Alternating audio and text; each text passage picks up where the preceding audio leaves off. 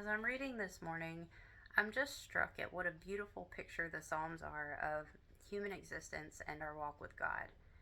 We are not exempt from trial. We're going to face hard things. And throughout the Psalms, we see these righteous, faithful men of God that walk with God that have already been delivered from so much. They've seen God's faithfulness, but they come to new things that are hard and they still get overwhelmed. They still get scared. They still get sad.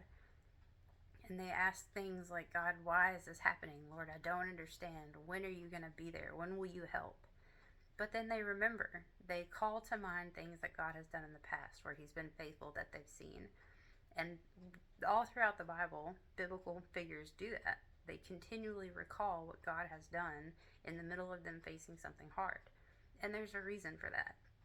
As I'm thinking through my own problems and the things that currently have me sad or what have you, God has already brought me through so much. He's rescued me from so many terrible things that what I'm facing at this moment doesn't really compare.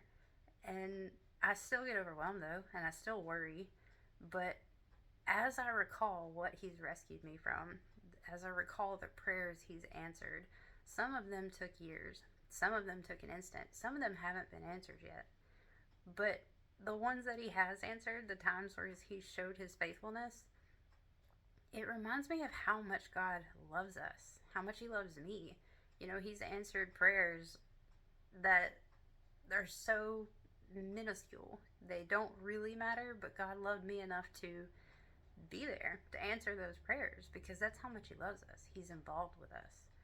So, whatever you're facing, whatever you're doing, whatever has got your soul troubled today, God has been there. Remind yourselves that God has never left you. He's always been there and He's still listening. He still loves you.